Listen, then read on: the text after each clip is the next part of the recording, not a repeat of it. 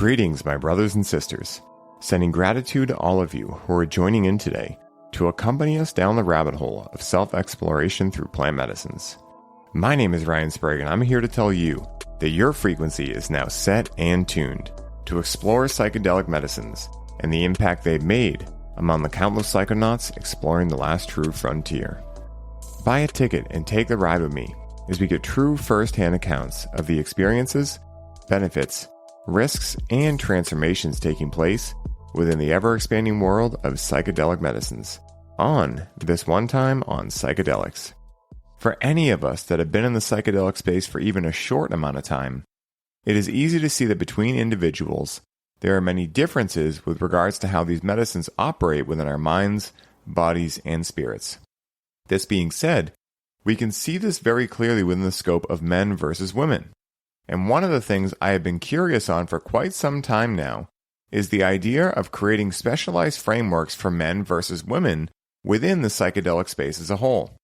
Well, my curiosity was finally resolved when I met today's guest and learned about her newest creation, the Psilocybin Handbook for Women.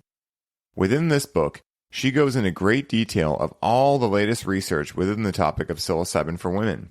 And in this episode, we are going to take a deep dive into many of the subjects within the book to demystify this topic and illuminate some of the nuances for any of you women out there looking to maximize the potential of this medicine in your own lives, and also for any men listening who would love to refer this to some of the women that are powerful and potent and important in your life. So please help me in welcoming Jennifer Chesak to the show. Jen, I am so excited to have you here with me today. It is such a pleasure. We were just chatting before we hit record about the summer and how it's super humid. And I'm super excited to dive in with you, on all the things that you do, your book, which you're going to get into, and all these other things. And so where I would like to start these episodes, and my listeners always know I start with this question, is how did you first become interested in psychedelics, right? Like, what did that path look like for you from, maybe just saying no for a little bit of your life into being able to say yes, right? And now getting into all the stuff you're doing. That's a great question. And thank you for having me. So to start, I think it dates back to, I would have been like 15 years old, hanging out with friends in high school who were dabbling in psychedelics. They were, doing everything from shrooms to LSD to whatever. And I was always kind of jealous because I wished I could be that free, but I didn't take that leap until just recently, really, in terms of actually trying it for myself. I actually have a funny story where I was like 16, probably. I was driving. I had some people in the car, and my friend was about to take a hit of acid, and he threw like the sheet of acid paper out the window rather than like the I think he meant to throw like the little peel, not that he should have been littering, but and then like the thing went out with all of his acid, and he's like, we got to go back. And I was like, well, we're not going to be able to find it in the middle of that intersection. There's no way. It was so funny. But so again, always jealous of other people doing these things because I understood that these were not necessarily dangerous drugs or anything, but I was also nervous about having an experience that I wasn't prepared for or that other people wouldn't know how to assist me with.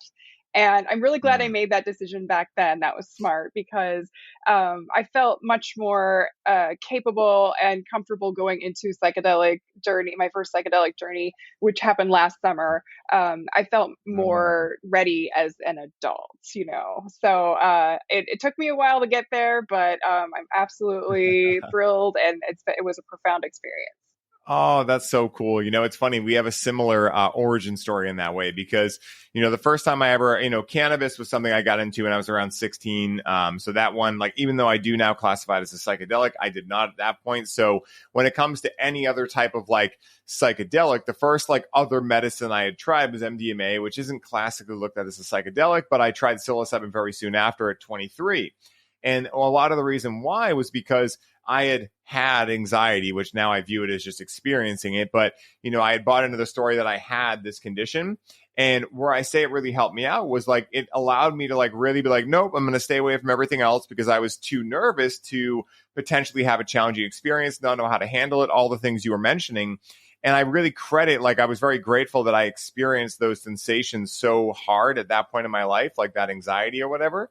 because it allowed me to make sure that I wasn't like, getting myself in over my head. And it's funny because there's so many people I talk to that at this point in their lives, in their 30s, 40s, et cetera, cannot connect with psychedelics because of experiences they had very young where they didn't know what they were messing with. And now like it kind of ruined it for them. So it's really interesting that you had a very similar experience to me. Yeah, and it's funny, the whole cannabis thing. I also abstained Mm. from that at a young age, even though my friends were all smoking it up or whatever. But in Yeah. my 20s, I was diagnosed with endometriosis, which can be a really painful condition. Mm. And a friend of mine suggested, hey, why don't you get into cannabis? It will help ease pain. And so I did, but again, I didn't necessarily know what dosage to be taking for pain and whatnot. And I had no previous experience with cannabis other than being around it.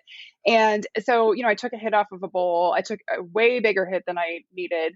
And you know how it goes. And then I also Oh, I yeah. have asthma. And so I used my Mm. inhaler. And I don't know if you've ever heard this from anyone else, but it opened up Mm. my lungs because that's what inhalers are supposed to do, right? So I got an even bigger hit than I intended. And so it was already big. And then it was way big. And I had this experience where I was like, "Oh my God, I'm extremely high." I felt myself like melting into my chair. I mean, it does seem like it has a psychedelic effect, but then I Yeah. had myoclonic jerking, so that involuntary jerking that people have when they like green out is the term, I guess. Oh, yeah. And it was terrifying. And I was like, I'm never doing this Mm. again. But then I've, since gotten back into cannabis, which helped me feel much safer going into psychedelics too. So Definitely. It's so funny you bring that up because, that like involuntary, like shaking, tremoring, whatever you choose to call it. Like I teach people like that is actually a really good sign. It means your body is like releasing this like dross, this like stored up energy that there's actually like a whole modality built around this that you might have heard about before. It's called TRE, tension and trauma release exercise. And basically the guy that had founded it, he didn't invent it, obviously, because it was already happening. But the guy that founded it, what he realized was he was in World War II in the bomb shelters. And he would notice that whenever the bombs would drop, the kids would always go into this involuntary response. But the parents wouldn't, right? The adults wouldn't. And so he was like, what's happening there? So he started like asking the adults and they were like, oh no, we feel that urge to want to shake, but we're tough. So we're just going to hold it in. Right.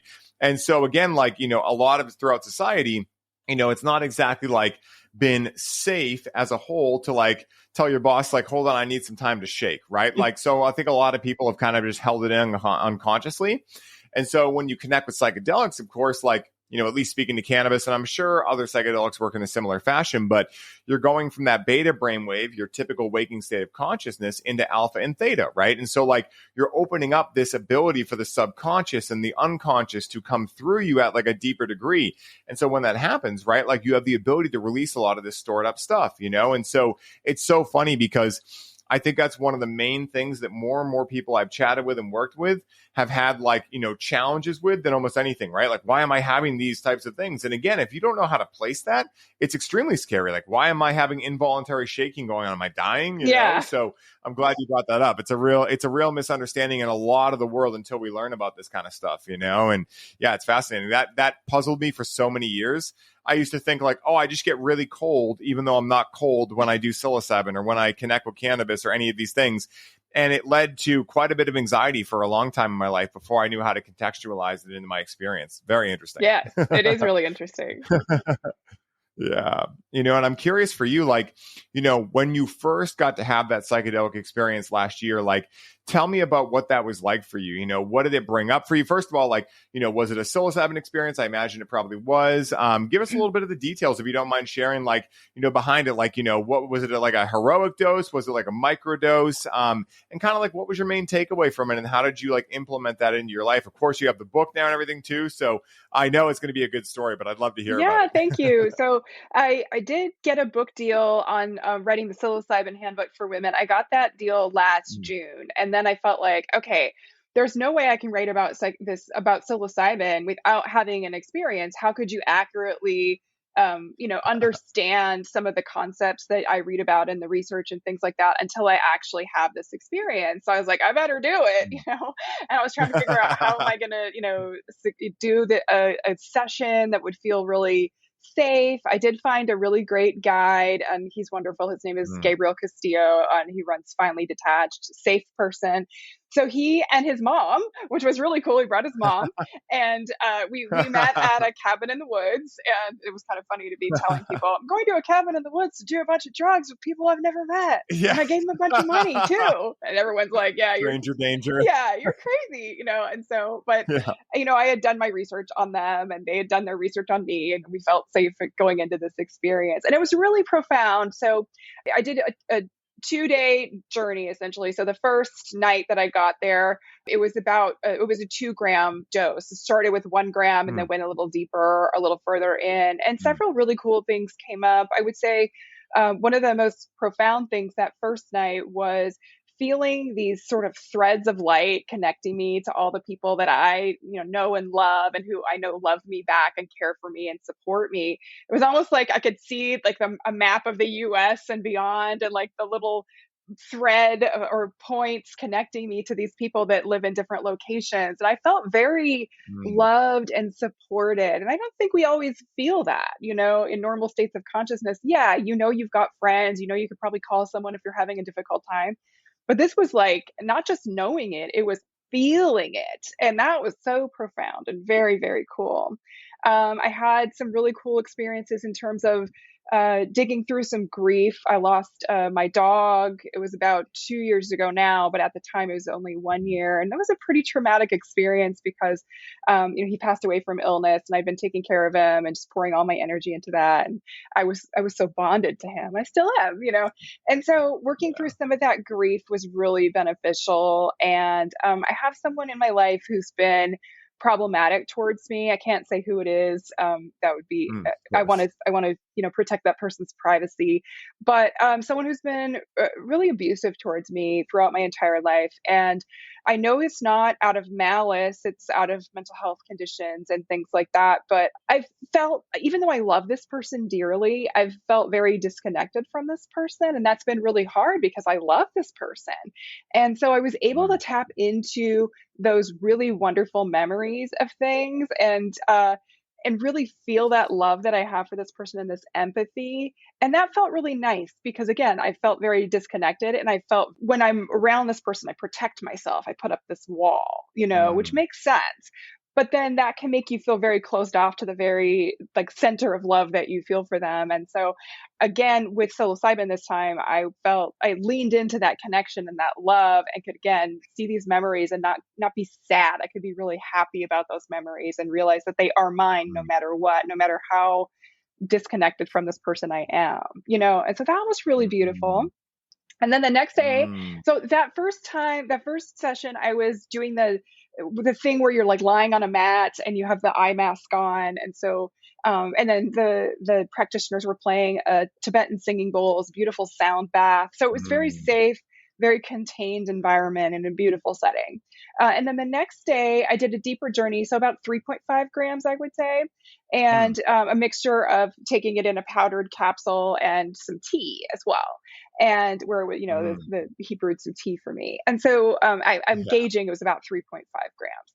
But that session was outdoors, so I didn't have the eye mask on. I was able to sit and look at them out at the mountains and the trees, and it was funny because at first I was like looking at the moss on the rock and the green of the tree and the texture of the bark, and I was laughing at myself Mm. because I was like, oh, this is so cliche. Girl takes mushrooms and thinks trees are pretty. Like I was sort of rolling my eyes at myself, not being judgmental, but sort of just like, okay.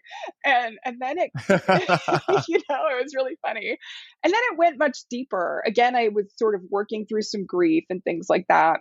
And then there was this really strange thing that happened where, so I was outside initially, and then this thunderstorm rolled in, and so I had to go in. Like Mm. my practitioners were like, "We got to go in because we're at the top of this mountain. There's Yeah. lightning." And I was like, "Okay."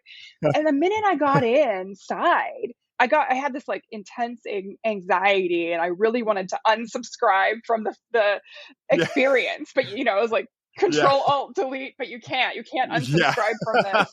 And so I had to had to force myself to really just sit with it and say, Mm. what is making you feel so anxious? And can you just sit with this and not panic and try to get through it. And that's what I did. And I was really glad I did, because something that's really been giving me a lot of anxiety in general life right now is that I have aging parents, and they, eventually I'm going to lose them. And that really stresses me out, because I think about how hard that will be.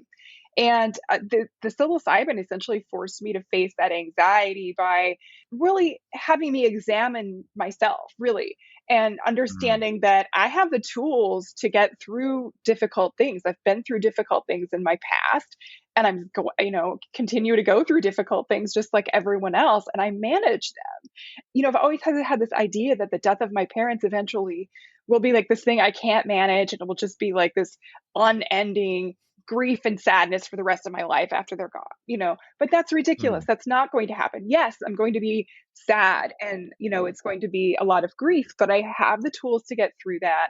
And I also have a really great support system, hence all those threads of light, connecting me. And so I think it was just this realization that, yeah, I can get through difficult things. And it was such a metaphor during the journey, because again, it was like this difficult section of the trip. And once I was on the other side of it, I felt this immense euphoria and peace.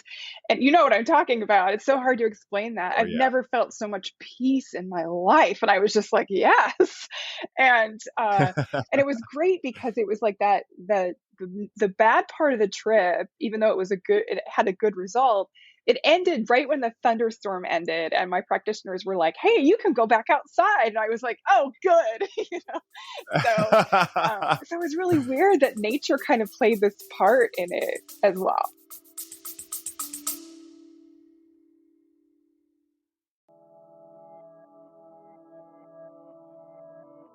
Hey, everybody. I hope you're enjoying the show. I wanted to take a quick moment to let you all know that the doors are officially open for the Conscious Cannabis Collective. And as such, this is the last week you can sign up and receive all of the bonuses we're currently including. This is the last time I will be personally onboarding those of you who sign up with a complimentary one-on-one session, and you'll have the ability to get the Grow with Cannabis course for free during this limited time. For more info on how you can take advantage of this offer, head down to the show notes for this episode and secure your spot today, as we only have so many spots left and they are filling up quickly. Now back to the show.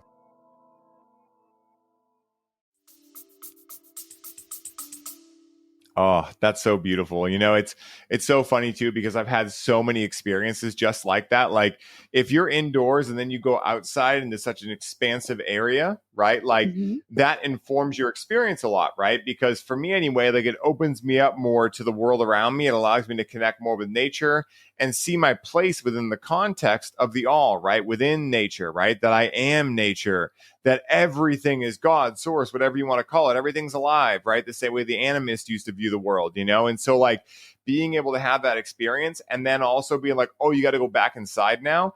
First of all, also like biogeometry talks about this a lot. Like square buildings are not exactly natural. That's why like, Native Americans and, if you go to any of these indigenous cultures and things like that, they're always in more circular type buildings, and they have a different energy to them, right? And I think that, one of the reasons why, at least for me, like I've noticed, like I feel standoffish to going back inside is because like the building feels like it's boxing me in. Like literally, it feels like it's boxing me in. And it almost feels like if typically I have this expansion, like all of this is just open. Metaphorically, when I go inside, it feels as though I'm cutting that off, even Yeah. though I'm not. A lot of my deep experiences, most of them actually have been inside, right? I do 5 grams. I put the eye mask on. I lay down, very similar to your first day of experience, and very similar to you. Like I've had that same challenge, right? With aging parents. My father passed when I was 23. So like, my mom's 70. So like, I'm in that same kind of area where I'm like, oh my goodness, and at the same time, realizing that like, okay, when my father passed, yes, it sucked. And at the same time, luckily, because I had had so many psychedelic experiences and I'd been in spirituality for so long, I had really started to embody the ability to like know that when people pass on, yeah, like linearly, they're not here. Like they're not physically here in a physical body, but they're not nowhere either. Like they're still accessible. But, again, it's kind of like it's different, right? Like you can't get there on, with your feet, right? You got to get there with like your mind and your heart. You got to travel there, and be able to connect with them. And so like that's been really cool for me because that was a huge catalyst in me being able to like get deeper into my spirituality and things like that, And so I've also found that very similar to you were talking about, like, the best way out of anything that we're going through is through, Yes. right? And we hear it all the time. It's almost a cliche, but it is true because again, knowing it intellectually, right? Like I think most people listening have probably heard like best way out is through, right? They understand it intellectually, but like you said, to experience it, to make it real, to realize it is totally different. And I think like that dichotomy, I mean, we could have a whole fucking 5-hour conversation on just the idea of like most people thirst trapping themselves into believing they understand things because they understand them intellectually. This was like a lot of my life before I really got into like understanding this. Sure. And what I see a lot in my clients, it's like, again, if you want to, like, very similar to you were saying, like, you can research psilocybin, you can understand the components of it. You can understand, psilocybin, psilocin, all these different aspects of it. You can understand the different species. But if you really want to know what mushrooms are all about, you got to try eating them, right? Yeah. Like, like it's the same thing with apple, right? You can like figure out what pectin is and the different varieties, the seasonal, different things. But if you really want to figure out what an apple is, you got to try it, Yes. and you don't fully understand it until you try it, But on the other hand, like, where intellect really comes in handy is like once you've had that experience and you're like, how the hell do I try to explain this to someone? How do I understand what just happened? Now the intellect actually makes sense because now you can learn like, oh, when I'm eating this mushroom, there's this thing called psilocybin. It gets converted into psilocin, right? Things like lemon and the tea can make the psilocybin convert faster into psilocin, can make me blast off harder if I want to. Like now you're able to understand it, And so it's really cool you mentioned that. Like we have a very similar journey so far. It's so interesting. Yeah, it is really fascinating. And going back to the idea, talking about grief and loss, it was something that my guide said to me was really profound because I, was sharing with him about my experiences as part of integration right after the session. And he said that when people die, it's not that they're gone or it's not that we've lost them. It's when they finally become part of us, and I loved that. It was so like, it's so meaningful and it makes so much sense because when I think about missing a friend of mine who died of a heroin overdose, really a fentanyl overdose. When I think about that, if I can connect with other people who also knew him, we carry this person along with us in our regular lives now, even though their bodies are no longer physically here on this earth. So that made a lot of sense to me. It was very comforting. Yeah, I love that idea, because again, like death is kind of that crux that I think every human at one point or another is going to like have a feeling over, right? Like whether that feeling is positive, negative, how they view it, whatever. I mean, there is no such thing as right or wrong, black and white, positive, negative anyway. But, one of the things that's so beautiful about that is, I've heard death framed more as a graduation. Mm-hmm. Certain cultures view it as like, oh my goodness, you graduated. And in the lineage I'm a part of, like they view it very similar. They view it as like, you have this time on earth to develop your soul at hyperspeed compared to when you don't have a physical body. So depending on how you live your life, right? If you just fuck around, well, whatever, you just got to do more work when you leave here, right? But you have the opportunity to like take these 100 years we have and potentially like, allow them to equal like 10,000 years on earth when you pass on from this plane. And so at the end of the day, like, if we are all the ocean within each drop, right? Like Rumi said, yeah. If we all have everything within us, then how could something ever be lost? Like how could we ever really be separate? How could someone else not be with us anymore? Right. Mm-hmm. And so like, it's challenging because we have this thing called the mind, right? And so like the left brain is like, yeah, but that person isn't literally here with me and they're not literally on this earth. So they don't exist, right? But then we have the more right brain that's like, well, it's actually much deeper than that, And so that's why I love psychedelics because, I mean, there's many reasons, but, I think that in the modern day world where we're in such a left brain dominant society, again, it's like we're already up to here, all of us with intellect. It's like our mind has been going to the gym since we were 6 years old. So we're all like, we all skipped leg day though. So we're like roided out upper body with the mind, but we have no like soul and heart development as a generalization, of course. And so like, being able to like really tap in with these psychedelics and just realize and experience what you didn't even know you didn't know. Like, it's really hard to solve a problem from the same level of thinking that created it. So if you are stuck in anxiety, depression, grief, etc., it's going to be really hard to read books and like read your way out of that, or even sometimes go to a therapist and talk your way out of it, right? But if you can have an experience where you actually change your state of being and perspective, right? You go into a different brainwave state, you have a different part of you able to come forth, and you have an experience. Well, now like, oh, there actually is much more to this than I thought. So now, even though you might be going back into the same state of being you were before, right? The anxiety might come back, whatever, there's something else possible. And that can be the motivation and inspiration that leads you into continuing to dive in and do the work. It's really cool stuff. Absolutely. The researchers have this really great model to explain just what you were just talking about. And they have a great analogy that works with nature. So I always like to share it if that's okay.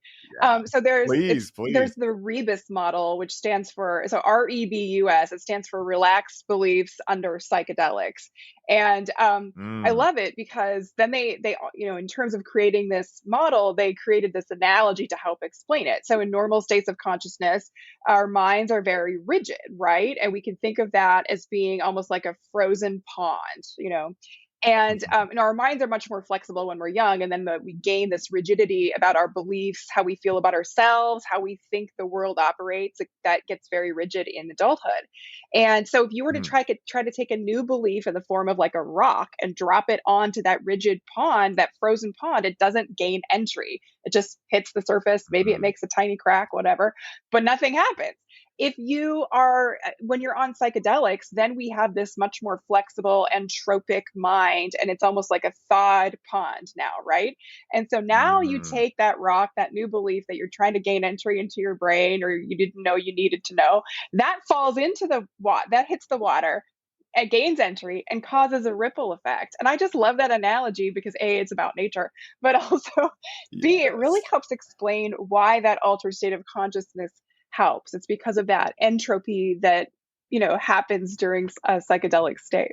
100%. I love analogies. Like, I think that analogies are one of the superpowers that we as humans have access to because, again, people don't know what they don't know. And also, like, if you can make something into an analogy, it makes people be able to understand, like, the idea of it, right? And so I love, like, I'm such an analogy nerd. So thank you so much for saying that because it's so true, right? Like, again, it's like, I was just talking to, I did a podcast earlier with a gentleman named Daniel McQueen, and he runs Medicinal Mindfulness, the Center for Medicinal Mindfulness out in Boulder, Colorado. And he just started this new program called DMTX, which is essentially like extended state DMT, like intravenous application. And he was saying very similar, like as you're going into that world, of course, DMT is like extremely strong, but with any psychedelic, like you're having an opportunity to get a new lease on reality. And you have the ability to mold and shape belief systems and all of these things that have been deep rooted. Because again, you're able to go to the root. Now, again, of course, when you have like a guide there or someone or something, some program, etc., that can guide you in that experience, you have a better opportunity, unless you're already very experienced in this realm, to be able to have those types of conclusions happen. And so I love this kind of stuff because, again, like I think with the current popularity surrounding psychedelics, which is awesome in one state, I think that also a lot of people are just like diving in because let's face it, there's a lot of challenges in the world right now with regards to, especially after the last couple of years of hilariousness, like a lot of people realizing like, oh, I actually fucking hate my job and they would fire me in a second. So why am I giving my life up for this? A lot of other people having all different sorts of dark nights of the soul. I think a lot of people are getting desperate to just like hit buttons. But the challenge is like, even let's say in a perfect example, someone hits the button, they have a beautiful experience. Well, if they don't know how to integrate that when they get back, then they're probably going to end up making 2 and 2 equal 8 and think that, oh, I must just need to, use psilocybin all the time to access that creativity. And now they've just disempowered themselves in a different way. Right. And I see this a lot with cannabis. specifically, because cannabis is like, out of all the different plant medicines, like this is the one that could be used more regularly, right? Of Like, you course. could get away with it. You could definitely form more tolerance to it. So I see that a lot. People believe like, well, I need it to access creativity. I need it to do this. I need it to do that, rather than when I get disoriented, maybe when I'm too upregulated, maybe when I just like realize like, oh shit, I'm in a pattern again. What's going on? I can get the reminder of how to be myself with cannabis and then integrate it, right? And then continue learning deeper and deeper lessons, So it's very interesting for sure, and I love having these conversations because I've been that person in the past, So that's why I love talking to it. Yeah, absolutely. And I'm glad you brought that up in terms of you don't want necessarily that psilocybin becomes, for lack of a better word, like a crutch that you have to use. You want to Yeah. use it as a tool and then lean into the learnings that you've gained from that. And yeah, integration is just so important with that. And finding people who are knowledgeable that can help guide you is important. Finding like-minded people who've had experiences regarding psychedelics so that you can have a community of people to talk to about that. But also just really journaling has been a beneficial thing for me for integration, or writing a book. Um, I Yeah. mean, writing the first chapter of the book is about my experience, and that was actually really a useful thing to do, was to write my experience down, because it was helping me integrate while I was writing, and I revised it a few times, but every time I went through that chapter, I gained new insights from my experience, even though I wasn't on psychedelics, and that was really, really cool. Yes. Oh, that's amazing. And that's perfect timing, because I was going to ask, let's dive into the Psilocybin Handbook for Women, right? Like, I want to know specifically, we'll start with this, like, what motivated you to create it specifically for women too? Because I'm really curious to hear that, perspective as well, because I do think that there are so many, obviously, differences between men and women. And I think it's really important to have specialized approaches and specialized insights into how medicines like psilocybin, cannabis, et cetera, differ, right? Like, for cannabis, one of the biggest things I tell men specifically is like, a lot of men end up, maybe believing they can't get women, or they don't know how to talk to women. And so they end up like having cannabis as their mistress. And this is like actually a whole thing in Jamaica. They call it like Peter Pan syndrome, where like, Wow. men essentially like they use cannabis instead of trying to go find a woman and like, create a family. And then, on the other side with women, sometimes like, because cannabis is so feminine, sometimes it can really like not lead to a lot of action taking, and so like, there's just minor differences, and again, these things are obviously like generalizations like can lead over, but I'm very curious to hear like what motivated you to create it. And then of course we can dive into all the juicy content within Yeah, it. of course. So the concept of the book was actually my publisher's idea, so I can't take credit for it. But when I leaned into it, I was just so blown away by the research that I was finding. The first thing that sort of came up for me with, well, so and just to give you the little background, like I've written about psychedelics as a journalist before, and then I'm very well versed in women's health and written about that extensively, and so bridging the two was just sort of a natural thing for me. But one of the things that came up right away in my research was I dug into the 2020 Global Drug Survey. So this is a survey that goes out around the world, and people answer questions about their psychedelic use and other drugs as well. And when it came to psychedelics, what I learned was that some women, or actually I should say more women, are using some psychedelics more frequently than men are, which Mm, sort of surprised me. I didn't expect to find that, because mm, I just thought like, oh, it's more men, but that's not true. And then when I dug a little deeper, this part didn't surprise me. There's a difference between how men and women typically approach using a psychedelic in terms of what are their motivations. And women are typically mm, using psychedelics to self-treat, whereas a lot of men turn to psychedelics in a more recreational context. Now that's an overgeneralization. mm, It's just the research from that survey, or the results from that survey. And that idea of women turning to psychedelics to self treat also didn't surprise me, because the mainstream medical system often leaves the female body behind. And so, mm, an example of that would be that women were largely excluded from early stage clinical trials for medications until about the 1990s. And I was a teenager then, so that sort of blows my mind. And then if we look at what are the ramifications of that, it's quite a bit. And I always give this example because it blows people's minds. In 1998, men had an FDA approved drug for male sexual dysfunction. And we all know that brand name of drug. It's Viagra. It's like a household name at this point. And Yep. so that was in 1998. But at that point in time, the medical community, let alone anybody you might have been sleeping with, didn't know like the full structure of the clitoris. Like there's a whole internal structure to the clitoris. It's not just the little nub. And that didn't get Yeah. discovered until 2005 when a female urologist did some MRI research and determined this, which is really fascinating. So that's 2005. Now, fast forward, women didn't get a drug for female sexual dysfunction until 2015. So that's 17 years after dudes had a drug. And that's really alarming to me. And, it really makes sense to me why women are just sort of fed up with the mainstream medical system. I'm not saying that saying that bad things are happening in the mainstream medical system. It's just that the female body is the last thing to be studied. And that's really frustrating, Agreed. especially when you look at a stat like in terms of female sexual dysfunction. The statistic there is that women of reproductive age, 40% have female sexual dysfunction. And then it goes up to 85% for people who've reached menopause. And so why weren't they looking into this for women? It's such a prevalent thing. And so that's upsetting. Crazy. But in terms of like what specifically does the book cover and what did I learn? I learned a little bit about that psychedelics can affect the menstrual cycle, most likely. I mean, researchers are still looking into this, but it does seem like psilocybin has the potential to regulate a menstrual cycle if it's become irregular. And I love this idea. So some researchers have just done some case studies on this, and we don't have clinical trials on that at all. But not that I'm saying we have to have clinical trials to say something or to do something, but but that research is happening right now, and so it's exciting to talk about it. And one of the things that I learned from those case studies, again, is that psilocybin may have the potential for regulating menstrual cycles.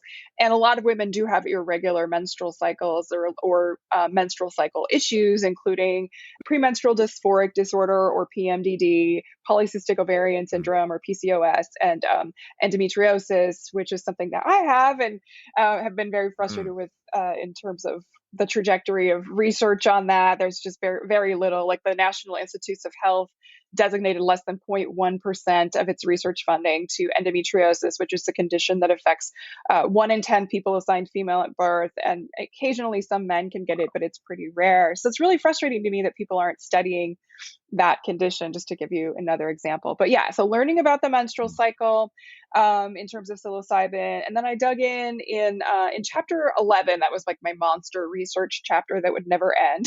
I was like, I'm going to be writing this chapter for the rest of I know my how life. that goes. Yeah. And I dug into all of the conditions that either that either solely affect people assigned female at birth, disproportionately affect them, or affect them differently. And then I looked at whether psilocybin is being studied for these conditions and what do we know so far. But the other thing I drew into that chapter was some indigenous wisdom, because I think that is so important when we talk about psilocybin especially, but other psychedelics as well. Because obviously people who are indigenous have had experience with psilocybin way more than the Western medical community. And so it's really important to bring that in. And, we think of science as doing something over and over again to reproduce the same results, but that's exactly what indigenous people have been doing for centuries. And so really leaning on that as well. So I did talk to an indigenous wisdom expert who practices womb care and with psilocybin, and, what her teachings were, where her learnings are. And she had some really great advice about menstrual cycle timing during a journey, which was really interesting. So she recommends doing a journey when you're closer to ovulation rather than closer to getting your period. And that's just having to do with the energies in your body. And it makes sense with science. We're more insulin resistant as we get towards the latter part of our cycle. So it makes sense. And then she also said, if you are microdosing to see how that affects your cycle, which is what a lot of women are actually turning to psychedelics for, is to whatever protocol you're following, and there are many protocols out there, to continue with it for about 3 cycles to see how it affects your body, and to maybe journal or keep track your symptoms essentially in a diary of some sort. And I thought that was really profound as well to learn about. And then parenting was another thing that has a lot of context for women. Obviously, everyone can be a parent, but so I wrote about like, can you use psilocybin while pregnant? Can you use psilocybin while breastfeeding? And then with breastfeeding, offering some strategies around that, and talking to an anthropologist about the pregnancy aspect. And then diving into just how psilocybin is being used in parenting in general, because there's this whole Mm, movement out there that you've probably heard of. It's Moms on Mushrooms, MOM. Tracy yes. T is the organizer of that community, and I love her. She's amazing because I love that she's helping to erase stigma for parents, especially moms. And what I learned through just the research is that a lot of parents are turning to psilocybin to kind of gain that entropy in their minds that kids have. So you can go off and do your psilocybin journey on your own or whatever. And then you come back and it's much more enjoyable to get down on the floor and play with your kids and assemble Legos. I mean, you might love that already, but if you don't, Oh. psilocybin might help you get there. And then the other thing with parenting too that was I felt really important is a lot of us have what are called adverse childhood experiences, and so these are exactly what they sound like. If it could be parents divorcing, having an incarcerated parent, enduring systemic racism in your community, violence in your home as a child, being dramatically ill as a child, which was me. That's my big ace for sure, with asthma. But yeah, so 1 in 6 people have 4 or more ACEs, and ACEs have ramifications not only in childhood but in adulthood because it changes our stress response. So again, 1 in 6 people have 4 or more ACEs, and adults that have had 4 or more ACEs, their children are threefold more likely to have more ACEs themselves. And so we're really talking about these cycles of trauma perpetuating down generations. And so I see a lot of Mm. potential for psilocybin and other psychedelics, of course, to help us heal our traumas from adverse childhood experiences, maybe re-regulate that stress response, and then we help stop these cycles of trauma that sort of perpetuate on down generations. So I see a lot of potential with psilocybin and parenting for sure. Wow, like that is just amazing. And I'm so glad you did this because, first thing is that, like we were saying before, like there is such a difference, biological between men and Mhm. women and how different things interact with them. I love what you brought up with regards to clinical research and like, hey, it's great. But at the same time, like that's only been around for the last 100 years or so, maybe 120. Before that, we didn't have this clinical approach and things still existed, Mhm. right? People can argue either way on it, but especially in indigenous cultures, right? Like they had the wisdom of being able to tune into the heart, right? Being able to access states that we can only dream to access in our sober state of reality because we're so left brained as a society. And that's not, positive, negative, whatever. It's just a thing, It's a right? thing. So I love that you were able to bring in like the clinical side and what that's currently saying, but also bring in the indigenous wisdom and, in addition, because I think it's so important to have both of those. And, it's interesting because, very similar to psilocybin, like I've done a lot of research into cannabis stuff, right? And so like there's a research study that was done in Jamaica because one of the questions I get often is, can I use cannabis in pregnancy, right? And so like, I'm not one to say like, yes or no, but I am saying like, okay, let's look at the research, right? And Yeah. so, in Jamaica, they've been doing that for centuries, right? Like literally for quite a long time. And if it was that big of an issue, I mean, we would know, right? Like they would either be sterile or like, people will be coming out with mental, retardation or any of these kind of things going on, right? But we know that's not actually happening. And so I'm not going to say that it's perfectly 100% safe to be smoking while you're pregnant, but there is definitely like something there, right? Like, why are people that are pregnant told to take baby aspirin instead of CBD, right? Right. Like, do we really think that CBD is going to be like more and more harmful than baby aspirin? It's just kind of crazy, So I love this approach because at the end of the day, someone who is not in this realm might say, oh my God, you're taking a psychedelic when you're pregnant and when you're breastfeeding. But it's like, I'm taking a natural substance, right? I'm taking something natural that comes from the earth instead of maybe something that is manufactured in a lab and has been deemed safe by the same powers that are obviously not the most trustworthy, right? Like, Mhm. with cannabis, I'm sure psilocybin is probably similar, but with cannabis, for instance, right? Cannabis is scheduled as a class 1 substance, right? Which Right. means no medicinal value, right? Hmm. And then at the same time, the same government that made that classification holds patent 6650301 on cannabis as a neuroprotectant for conditions such as lupus, right? So they're essentially saying it has no medicinal value, except the medicinal value that was so powerful, we actually took out a patent to make sure we were the only ones that had the ability to utilize these cannabinoids in this type of treatment, right? So Right. it's just like, at the end of the day, like, it's not even, I don't even look at it as a conspiracy. It's just like business wise, right? Like, if you have a system that is based on treating people and making them believe, very similar to religion, that, oh, you can't heal yourself, but hey, this guy in a white lab coat or this woman in the white lab coat, they're the person to go to be able to receive healing. And I'm not saying that doctors are objectively bad. Western medicine has its place, Of course. but it's very proactive. I mean, sorry, very Right. reactive, right? Like, Reactive. let's say, God forbid, you break a bone or you get in a car accident, like, probably don't try to meditate your way out of it, right? Like, Joe Dispenza might have a difference with his healing stuff, but generally you're probably going to want to use Western medicine. But for the other 99.9% of the time where you're just being a human and looking to be healthy in every day, that's going to be more Eastern medicine. That's going to be more holistic, right? And so at the end of the day, if you have a system that's trained everyone to think that any sort of healthcare is the guy or girl in a white lab coat, well, you probably don't want people to realize that they can grow their own mushrooms or cannabis at home and heal a lot of different disorders, especially the ones related to mental health. Because, again, like, if you have a broken bone, right, it's pretty easy to tell if that doctor care worked. I went there with a broken bone. I now don't have a broken bone, Hmm. right? But with anxiety, depression, these things are more qualitative in nature, right? Like, there's not really an easy way to go, I'm fully cured, right? It might have shifted, it might have changed, but it's a little bit less easy to tell if it worked, right? Because again, they put you on a medication.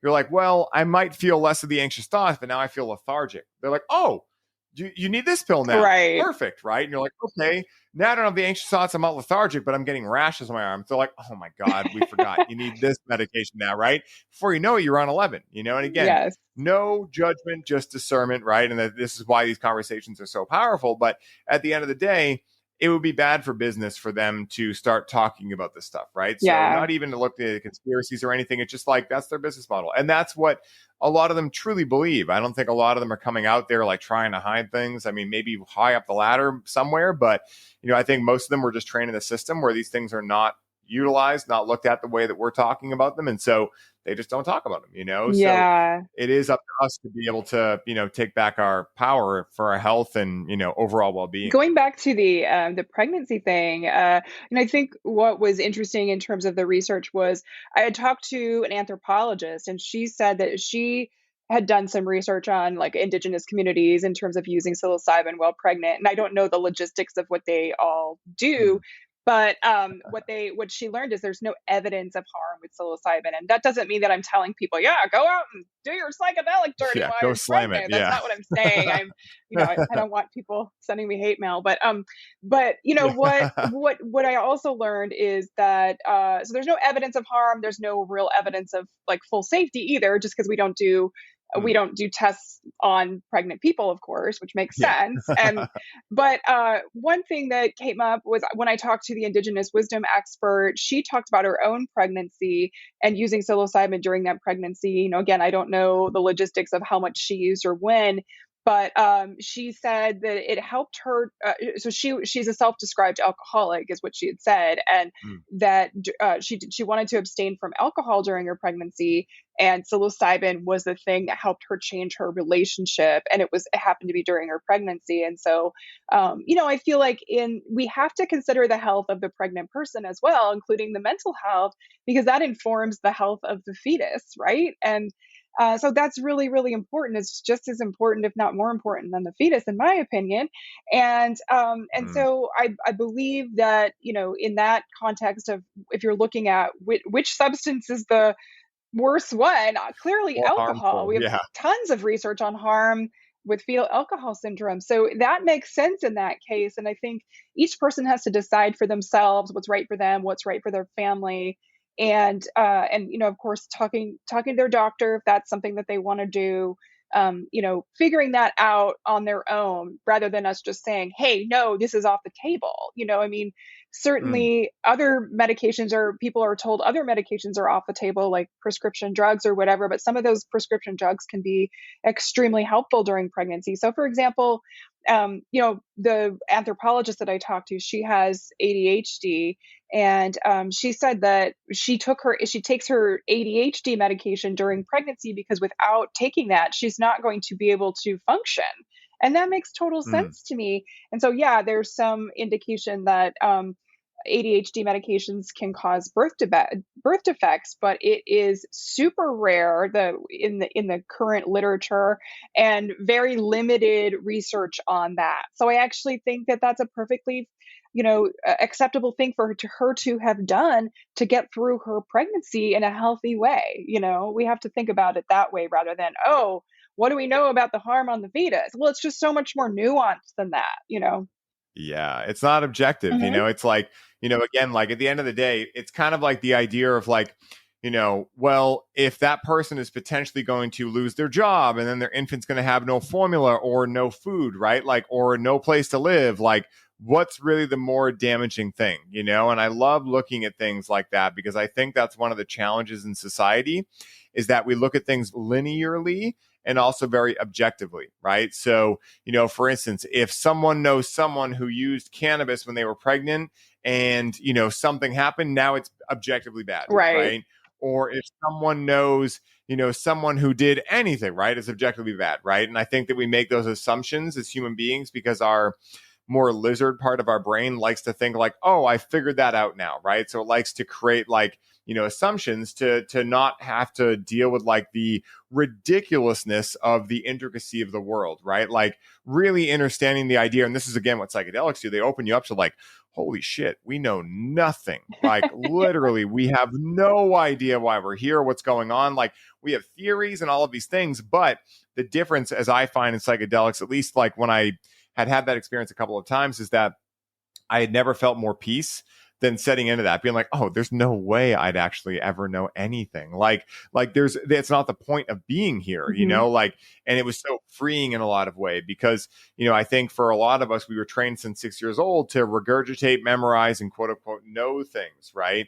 And then society rewards us based on what we quote unquote know, right? And so like to have that red pill, to use matrix language, to have that red pill experience where you realize like, oh, I know nothing. Now I could just be a curious observer in the world, and that's what I love about a lot of your research and a lot of what is in your book is like you really embody that curious observer, right? Like I'm not going into this with any expectations or biases. I'm just simply a curious observer talking to people that are experts in their fields, right? And just putting all the information there. I'm not drawing any conclusions necessarily, but I'm allowing people to have a buffet from which they can draw their own conclusions. Because again, right, like a lot of times people give their power away. They hear from someone, don't do this. And they're like, okay, right. Right. Instead of like, how did I feel when I heard that? Right. Like, what's my experience of that? And I think that being able to have like, that's, why I love this show, right? Like, I never say that, people know where I'm at with psychedelics, but I say, hey, they're not for everyone. Like part of the reason I made the show is so people can wield the power of discernment in choosing whether or not they're right for them, because I think at the end of the day, we all have the ability to create and make that choice, Yeah. and I think that's like the ultimate thing that I always want people to know is you do have a choice. It just usually is done unconsciously and it makes you think you don't have a choice, but you do, you always have a choice. It's so important. I agree. Absolutely. Well said. Yeah. So I'm curious for you, like, Jen, what's next for you in the realm of psilocybin? Like, what's next in the terms of everything, right? Like, is there anything new you've learned that you want to add into the book? Like, are you working with women with this? Like, what's your next steps to this? I'm Yeah, curious. I've been talking to a lot of women, and it seems like a lot of people are getting more excited about trying a journey now, which is great. I'm glad I'm inspiring people. Of course, I don't want to pressure anyone. That's not my goal. Yeah. But I'm excited. I'm going on a retreat in Colorado. It's an all women's retreat. And I believe there's going to be an older set of women that will be doing psychedelics. I'm really excited about that because, I think we see a lot of younger people getting interested, even though some older generations have a little bit more experience or history with it. But then there's this other subset of that population that never tried anything, and now they're engaging with it, and I think that's really exciting. So I'm excited to hang out with those women, and I'll be a guest on the retreat to help promote my book, but also I'm there to enjoy the journey as well. So I'm looking forward to that, especially journeying with like older, wiser women. So that'll be fun. In terms of like my writing, I'm continuing to write about psychedelics and women's health in various news outlets and things like that. So I'll keep, posting that on my social media. So if I come across new research, I'll definitely be writing about that. And I'm sure I have another book in the works. I just don't know what that one is. Everyone keeps asking me like, "What's your next book?" And I'm like, "Hold your horses! I just inked this one. It's barely off the press." So but That's yeah, so I'm excited to continue writing and especially about women's health and intersection of alternative therapies too. Oh, that's so amazing. It's so necessary right now in the world. And especially like I talk about often, and I think I mentioned a little bit earlier too, but like with the popularity, I think a lot of people jump in without like really having the full buffet Mhm. of like what's possible.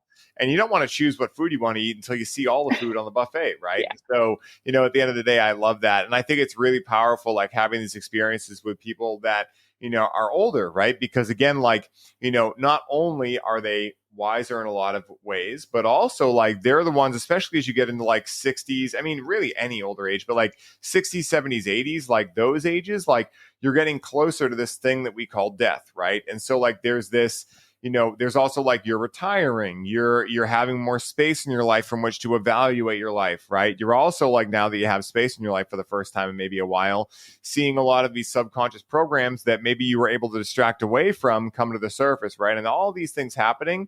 And so I really think like, that area or that age, those age ranges are some of the people that can benefit most from this space. Because again, like, at the end of the day, it's like, we want people to be able to utilize these medicines to be able to have a higher quality experience of life. And I think that, even in the current trials going on with psilocybin and, other medicines, like one of the main things I've seen that I've been so like excited about is when they're working with terminally ill patients, which I, worked with my father with cannabis when he was terminally ill. And so like, I know what these medicines can do for someone's mindset and heart set going into that type of diagnosis. I know what it can do to free them from this feeling that like this thing is happening to them and it's not meant to be this way and that this is the end, right? And they're going to lose everything, right? Like those three beliefs being able to be uprooted and changed into something more empowering, it doesn't necessarily mean that they bypass and say, oh, I'm fine with dying of this terminal illness, but at least it allows them to be accurate in their, in their grief and their sadness, right? And say, yes, of course, like I'm nervous, but I'm also excited about what's next, And so I love this, Jen. And I'm curious for you, like, I want to make sure that people know where they can find you, where they can find the book. Of course, I'm going to throw it all in the show Yeah. notes, but I wanted to ask you, where people can find you and contact you. Absolutely. Yeah. So the book is available anywhere books are sold. So you can go to your local independent bookstore. If they don't have it on the shelf, you can have it ordered or you can get it anywhere really. But you can find me on, all the social media channels. My handle is at Jen Chesak. So that's JenChesak. You can also go to my website. That's jenniferchesak.com. So that's me. I'm easy to find. So, yeah. Awesome, Jen. And I have one last question for you that I love asking everyone that comes in the show, right? And that question is this. So say someone listens to this episode and they're really excited and empowered to check out psychedelic medicines in their own life. What is the one piece of advice you would offer them to allow them to use the proper discernment in choosing whether or not these medicines are right for them at this point in their life? Ooh, that's a deep question. Yeah, I mean, it's hard to know what's right and what's right for you sometimes, but I think just really trust your intuition if you're, and I think that goes for a lot of things, but with psychedelics or cannabis, if your intuition is making you very curious about it, then I think you're probably leaning in the direction of feeling like you want to try it. And I think that's great.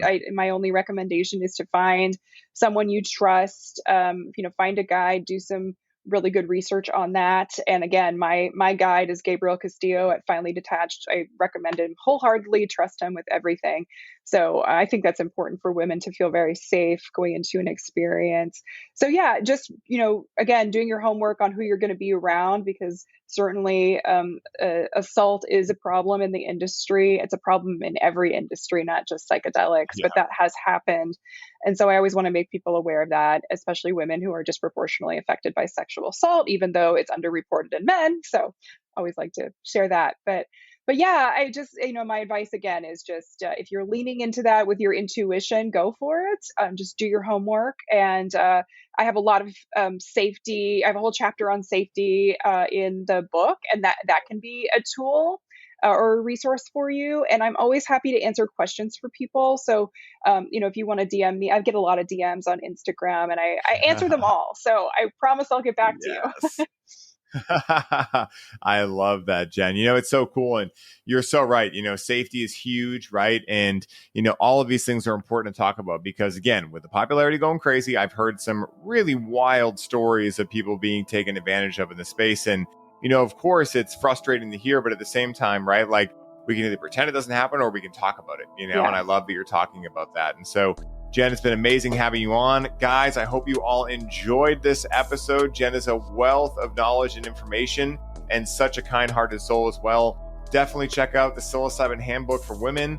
It is amazing. Even you men out there, buy it for your women. Trust me, it is amazing. And until next time, guys, if you enjoyed the show, leave a 5-star review. We love that. And I am wishing you all the best day ever. Much love. Talk to you soon. Peace.